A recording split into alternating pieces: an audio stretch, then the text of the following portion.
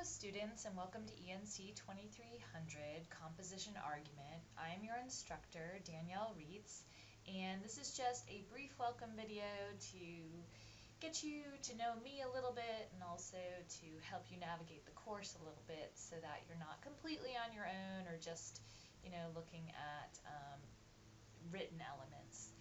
So this is our home screen, and this has my contact information of it, an image of me there, and also an image of our textbook, which you will need, and you will need it quickly. So we want to make sure that you can get that because there are quizzes, readings, and quizzes due from that pretty early on in the semester. I'm not going to read everything that's on here. I do want you to read it, and I would like you first to look through the syllabus. I'm going to show you a few key elements of that and then show you a little bit around Blackboard and talk about the course. Actually, let me talk about the course first because that's really the fun part. I do think comp argument is one of the most useful, important, and fun courses that we offer at LSSC, and I'm sure I'm a little bit biased because I teach it and it's one of my favorites, but I also really feel like the skills that it focuses on, which is close reading and research, are integral to any career you want to go into and to being a good citizen of America, or any country really, because what you learn to do in this course, or what strengthened, hopefully you already have some of these skills, but that they're strengthened in this course, is the ability to look at what people say and write and to interpret that as far as what is their argument, what is their explicit argument, meaning what is on the surface and obviously stated, but also what is their implicit argument, so what is not stated directly. How do we read between the lines to get at that subtext? Whether it's through their word choices and understanding the connotation of them, or understanding their background and reputation in the larger rhetorical context for an argument. So then we can say, oh, well, they were responding to this argument, or the reason they mentioned this is because they have a reputation for being like this, that kind of thing. So as we get into looking at text and looking at arguments, your brain gets sharpened in that way. You also start to be able to analyze the hidden values and beliefs in arguments, and not always hidden. So, I think that is a higher level critical thinking skill, is to be able to look at the implicit hidden arguments.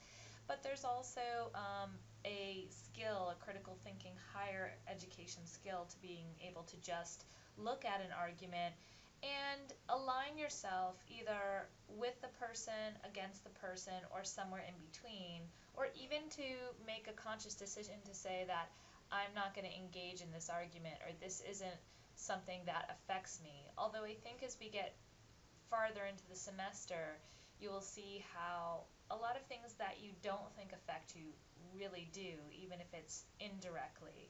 And even if they don't affect you now, they may affect you later in life when you enter into a certain career, or you have a family, or you know someone who's affected by these issues.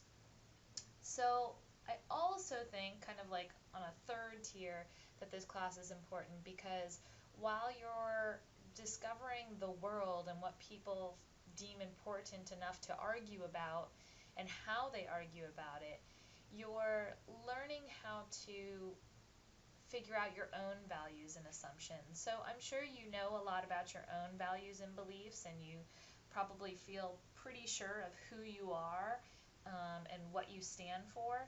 But there are areas where we don't know what we stand for, or our minds can be changed once we research and learn more about them. And so discovering your own values and beliefs and why you believe what you believe, I think, is a really enlightening part of this course. So we'll get into all that much deeper and in much more detail as the course goes on, but I just wanted to give you my argument pep talk. Even if argument is not for you, if that word scares you because you like to avoid conflict, or you're just like a why can't we all just get along kind of person, that's great too. And that's really actually useful in academic argument, because academic argument focuses on finding common ground with people who might disagree with you or may not exactly agree with you, even if they're not totally opposed to you. So we'll talk about that more as well. One of the first things after you read the syllabus I'd like for you to do is click on this Getting Started link. I have built some redundancy into the course, so you can click on Getting Started here, you can click on Getting Started here, or in our course content, you can go to the Getting Started orientation here, or even in the week 1 orientation. So don't feel like you need to click on it and do all of them. They all lead to the same place. Which is just an orientation that walks you through things like how to use the discussion board, how to submit an assignment, how to take a test, check your grades, etc. And if you've taken an online class before or you've done this orientation before, it should be a breeze for you. I still do want you to do it. There are points associated with some of these tasks. And don't worry, the take a test test that they have you take is very simple, and it asks basic questions like, Jack and Jill ran up the what? And fill in the blank, because we want you to be familiar with how Blackboard works when there's really no stakes or not an important point system attached to it, like a grade, whereas later in the semester your quizzes are worth much more, that kind of thing. So like I said, one of the first things I'd like you to do after watching this video is to look over the syllabus, or look over the syllabus and watch the video. Either way is fine. My contact information is on here as well, and then the information about our book is in here, including the ISBN, so if you're getting it somewhere other than the bookstore, you have that information.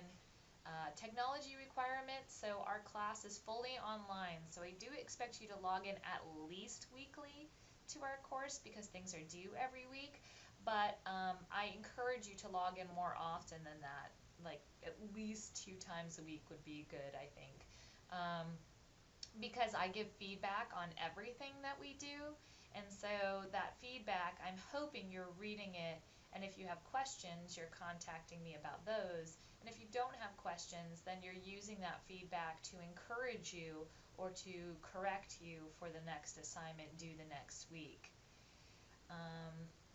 The student learning outcomes are there. These are things that we hope that you will take with you as you leave this course. So we think these are pretty important. There are a lot of other things that we cover and hope you learn in this course, but writing with a clear thesis and logical organization, using sources for research purposes, learning how to document using MLA format. Those are 2 really big skills we hope that are strengthened. Again, I don't think these are new skills to you because you had to have ENC 1101 at least to get into this course, and those are skills that we hope you develop in that course, but you're going to sharpen these skills along your college career, and so this is a course in which we really focus on those things as well and trying to bring you into maturity as an academic writer. Demonstrates effective verbal delivery because there is a component of speech to this class, and so we will have a presentation, an online presentation, and that's at the very end of our semester, so if you want to look ahead, you can. I do have all the weeks open. You can look ahead if you want. I'm a person who gets easily overwhelmed, so I don't like to look ahead. I like to just do what's in front of me and take baby steps.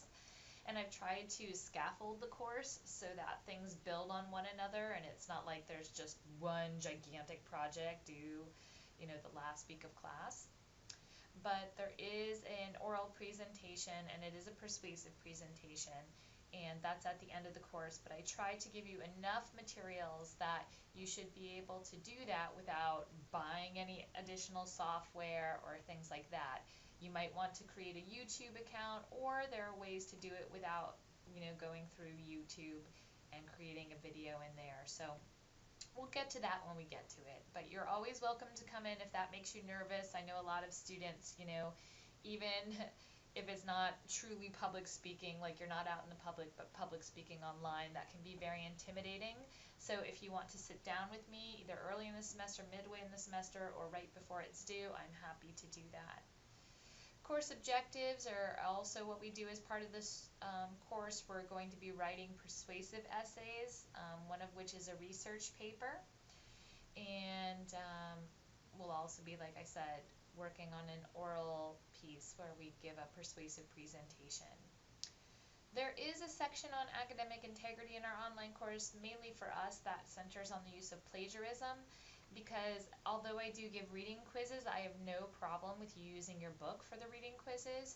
They're designed so that, because they are very short in time, I think there's something, they vary, but I think, they're around the 10, 15, and 20-minute mark for those reading quizzes. And so my thought process is, you will have read the chapter before you take the quizzes. You only get one attempt at them, and like I said, it's a short time. So I'm fine with you going back to the chapter and looking at the answers, or if it's a quiz about a PowerPoint, downloading the PowerPoint and referring to the PowerPoint as you take the quiz. But I don't think you will do very well if you have not read the chapter and you're trying to take the quiz without that and trying to find the answers as you go along, because the chapters are lengthy enough and the quizzes are short enough in duration that you might get a few answers here and there, but I don't think you're going to have enough time to cover it all. So that's my philosophy on that. And the academic integrity part of the essays, I do talk in several PowerPoints, and we do have a chapter about plagiarism, how to avoid it, why it's important to document. So please pay special attention to those concepts as we go along. If you're registered with the Office for Students with Disabilities, they should have contacted me and let me know what additional support I can give you. Privacy policy is FERPA. This means that if you send me an email asking about your grades, I can't email you back. What I will do is I will either say call me, or I will send you a message via Blackboard messages, because that is considered secure, where email is not. Email is public. So FERPA is like HIPAA at the doctor's office. You have rights. I can't talk to anybody else about your grades except for you, and it has to be a secure environment. Zero tolerance for violent basically means don't be violent. I think it's hard to be violent in an online course, but don't make any kind of threats or use threatening language or intimidating language. Attendance and withdrawal policies. For our class, the withdrawal deadline is the 31st, and we do have, oh, I thought I turned that off. Sorry, I'm trying to get the email out of there. Anyway, we do have quite a few assignments before October 31st, so I think you should have a good idea at least about how you're doing in the class. And I do think some of the more challenging assignments, like the rhetorical analysis, that's the first assignment. So if you can get through that, generally the other assignments are a little bit easier. They're still time consuming and challenging, but the rhetorical analysis, some students say, is a little harder, that assignment, because often they haven't done one before, where they have done, they have written a persuasive essay before, or they have composed a bibliography before. My policy for work is I try to get work back to you, or my feedback back to you, within a week. And if you email me or message me, I try to give you a response within 24 hours.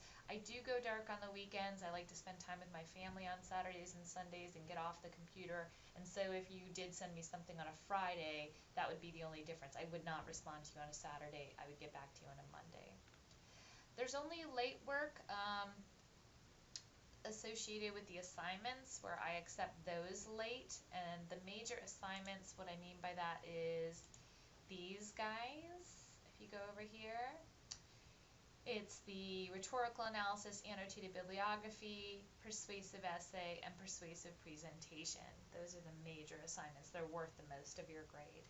And so if you turn in the rhetorical analysis a day late, that's 10 points off. 2 days late is 20 points off. 3 days, 30 points.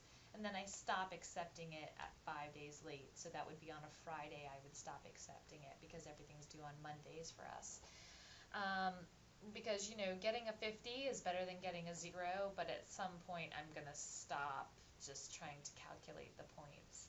If you do miss an assignment, it is very hard to come back from. So please, please, please plan accordingly. I know with online courses it can be easy to forget about what's due. So use the calendar in there. And also, I don't know if you guys know about this or if it looks the same for you. I'm going to see if I can open mine. I think is pretty cool. If I go under my little name here, and then I go to settings and edit notification settings, and then,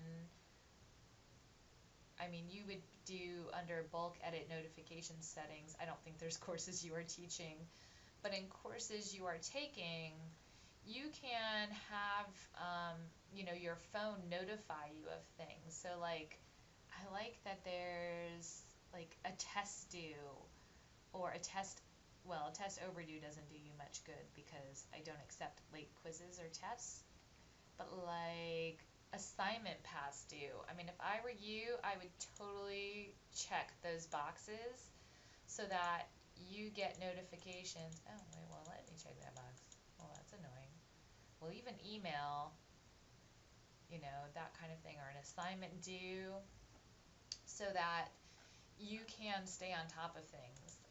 Some people I know are really good about getting in there and putting everything in their master calendar as the semester begins, and if that's you and you have your own notification system, that's excellent. But look at all these courses. Where did you guys go? You're over here. But if that's not you, I would strongly encourage you to find some kind of system for notifying yourself of things before they're due, whether it's in writing or electronically. Okay, so where was I? I was over here talking about late work. So I don't accept late discussions. We do have quite a few discussion posts, probably about one a week. There might be a couple weeks where there are two, but most weeks there's just one. And they're all kind of different as far as they reflect the section we're working on at the time. I do not accept late discussions. However, I will tell you something with the discussion board. Discussion boards, in my mind, are mainly completion oriented. So, because I view them as like, this would be our discussion in a real classroom. I have these same discussions. We use these same documents when I teach this class face to face. And so, if you do it and you complete it, I'm going to give you 100%. Now, if you don't complete it, if you just complete half the directions, I'm not going to give you 100%. But the grade I'm giving you for the discussions is not based on the quality of your work or the caliber, because I do think you need a risk-free place to experiment with your ideas before you get them into your essay. So for instance, there's a prompt coming up, a post, I think it's due like week 3 or something like that, where I have you analyze claim support and assumptions, which are part of logos. And if you get those wrong, or you're misguided about what your answers are, you can still get 100% on this discussion post, but I'm going to correct your ideas and give you some feedback on them, because you are going to analyze ethos, pathos, and logos, or logos again here, in your rhetorical analysis essay, and I want you to have some practice doing that where you're not faulted for it before you get to that essay, and it does count for quite a few points. And the same thing here, this is you're practicing with ethos, pathos, logos, because the idea of these discussions is these are the practice grounds. This is where we don't want to fail, but it's okay to fail, right? It's safe, we're getting the feedback we need to sharpen those skills and develop them, so that when it comes to the essay, we can feel like we're in a good place and we can focus on the writing, not so much the skills of analyzing ethos, pathos, and logos. So that's my philosophy on how I use the discussion boards and how I grade them. The classroom etiquette, I still consider our learning, our shell a classroom, even though it's asynchronous, we're not all in there at the same time. We are responding to each other, and so please be respectful in your comments to others, especially in an argument class. I encourage debate. It is great to have opposing opinions, but you want to convey respect with those opinions. You don't want to be like, and I'm not trying to be politically biased here, you don't want to be like Donald Trump and call and name call or demean people for having an opposing point of view. You just will discuss how you can respond in a meaningful and courteous way to them, and you can still disagree without being jerky. Yeah, it's not very technical or academic, is it, without being jerky? So So our grading scales, some teachers use a point system. I go with the classic system, 90 to 100%. All grades are based on that grading scale. If you go into the Blackboard grade book, yours will look different than mine, but there will be a column that says weighted total, and at any time you can look at that and say, this is my grade in the class. So it should be down at the bottom. Now it's not going to be, if you have an A on week 3, there's a lot that could change between week 3 and week 15, but that's your grade at that current time, everything that you have tallied. And I try really hard, if a student misses something, to go in there and fill in those zeros also, so you don't have a false sense of where you stand. But that Blackboard gradebook should be very helpful to you in determining, what you need to do. These are our assignments for this semester. Like I said, there are 4 major assignments, and then we have discussion posts and quizzes as well. So with each assignment, I try to include a brief video that, in addition to the written explanation, gives you some idea of what these assignments are and what they look like. And I also try to give sample student assignments that are quality assignments from the past that students have submitted to me, so you have an idea what a good example is. Course calendar is here. Hopefully this is easy to read. I know this semester we've all gone to having a similar calendar. So I think of the work week as Monday through Friday, because like I said, I go dark on the weekends, so maybe for other classes they put, Sunday to Saturday, or Monday to Sunday, or whatever the case may be. But I did Monday to Friday because that's when I'm online, that's when I'm responding. And so you can turn things in on Friday, you can turn things in ahead of time if you want, but what usually happens is all of these items, and I say this up here, are due by Monday, the following Monday. So 1 through 4 here is due 8/29. 1 through 6 here is due 9/5. Yes, and I know that's Labor Day, but just if you want to take Labor Day off, just turn it in a little bit ahead of time and you'll be fine. 1 through 7 is due 9/12. 1 through 4 is due 9/19. So that's how I lay out the class. And then I get in there throughout the week, and when I am not busy, I give feedback. So I'll go into my needs grading folder, and I will look at your discussion posts and read them and give you feedback.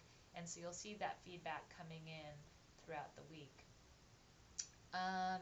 This is similar to how our course is laid out. If you go to course content, week 1 starts Monday 8/22, Monday 8/22, week 1, week 2, Monday 8/29, week 2, Monday 8/29, and I again put the due dates for those items at the end. Oh, there, I did put Tuesday 9/5, didn't I, at 9 a.m. Well, I guess I will accept that then. I thought I didn't do that, and I had it due on Labor Day. Oh, but Monday is 9/5. Is that right? I'm sorry for my confusion here. That's a Monday. That's why I've got that wrong. That needs to be a Monday. And if you're seeing this in the spring, obviously these dates will be different. I try to create one video for each semester, but sometimes I use the same video because I have a lot of the same assignments, or things don't change except for the dates. So this, you may be looking at this going, wait, these aren't my dates. But the same ideas apply. The end just says that the syllabus disclaimer, I've tried hard to lay out our semester. If I need to move dates around, I will make sure to let you know. I try to send out email reminders and announcements every Monday. I try to get online at Monday 9 a.m. and look and kind of tap anybody and say, hey, you didn't turn in this major assignment, or make sure you turned all this in, it's due this morning, that kind of thing, to just stay in touch with you, because I think like I said, it's easy in an online class sometimes to lose touch with each other, and because it's asynchronous, to feel like you're not really a part of things. So I want to do everything I can to keep you engaged and to keep me engaged, and the lines of communication open. If you're on the South Lake campus, or you're near the South Lake campus, and you want to stop by and just say hello, so I can put a person with the name, that would be great. I'm in office 230, so that's building 2 on the 2nd floor. Just come on in during my office hours and say, hey, I'm so-and-so in your online class. I would love to meet you all. Alright, so I said I was going to try and keep this brief. I think I've covered most of what I want to cover. There is an extra credit opportunity this semester. I may add to this, but I don't have anything in mind immediately. And I forgot to put the points in here. I have to do that. But basically that your extra credit possibility is to watch a presidential debate. I'm sure there will be some coming up. And to analyze how the candidates use ethos, pathos, and logos. I want one example of each. One example of ethos, one of pathos, one of logos. It can be different candidates, so maybe it's Donald Trump's use of ethos and Hillary Clinton's use of pathos, and then, heck, maybe they'll have a third-party candidate and you can say how they use logos. That's fine. Or you could do all Trump, how Trump uses ethos, pathos, and logos. That's fine too. But you want to be specific, so each paragraph, this is how Trump used ethos when he said blah, blah, blah, blah. It can be a paraphrase, it can be a summary, it can be a direct quotation, and you want to also explain how that is an example of ethos. So if Trump says something like, I'm going to be a great president because I raised these great kids like Ivanka, who is, you know, a entrepreneur and a fashion guru, and she's like developed her own line of clothing, and she's a great mom, and blah blah blah. She's great all around, and I raised her, so that means I'm great. So you want to explain how he's trying to, you know, take credibility. He's trying to build his own credibility as a dad and transfer that to the presidency by saying, because I'm a great father, I will also be a great president. You know, things like my kids being financially successful mean I'm a good president. And we'll get into that as you see how ethos, pathos, and logos work. That'll make more sense to you. You do want to email me any extra credit, not submit it via Blackboard, because I don't have a real time stamp on that, so I'm not sure when it comes in, you know, what it will look like. And just if you do look at a debate, make sure that that is emailed to me no later than 3 days after the debate, because I'm going to try and watch them too. I like to watch them usually. Well, like might be a strong word, but anyway, I'm going to try and watch them. And so you want that, I want that to be fresh in my mind. And again, if this is my spring semester class, there will be a different extra credit opportunity, because obviously the presidential matter will be settled by then. So interesting to think of you future people knowing who the president is while I'm making this video, and I have no idea who it's going to be. Alright, students, I'm going to wrap that up, and hopefully this will not be too long. Please, please contact me if you want to reach out, if you have any confusion. I like to hear from you. Alright, have a great day.